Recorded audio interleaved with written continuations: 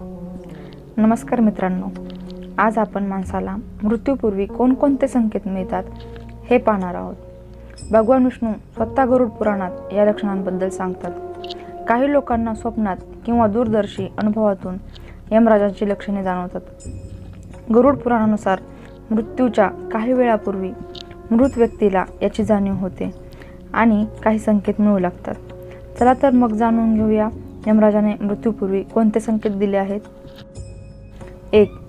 जर एखाद्याची प्रतिमा पाण्यात, तेलात, आरशात तयार होत नसेल किंवा त्याची प्रतिमा विकृत दिसली तर असे मानले जाते की शरीर सोडण्याची वेळ जवळ आली आहे.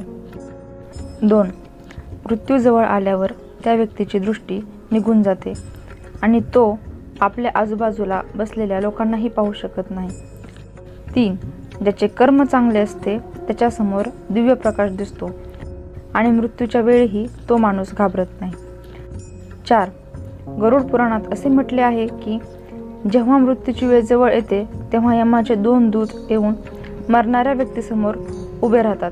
ज्याचे कर्म चांगले नाही ते समोर उभे असलेले यमाचे भयंकर दूत पाहून घाबरत राहतात. 5. शरीर सोडण्याच्या शेवटच्या वेळी व्यक्तीचा आवाज देखील संपतो आणि तो बोलण्याचा प्रयत्न करतो परंतु बोलू शकत नाही. तसेच इतरांचा आवाजही कमी येऊ लागतो. 6. केस पांढरे होणे, दात तुटणे, दृष्टी कमकुवत होणे आणि शरीराचे अवयव काम न करणे हे देखील मृत्यूपूर्वीची लक्षणे असू शकतात. 7.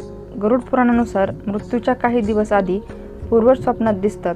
स्वप्नात पूर्वज रडताना किंवा दुःखी दिसले तर समजावे की त्याचा मृत्यू जवळ आला आहे.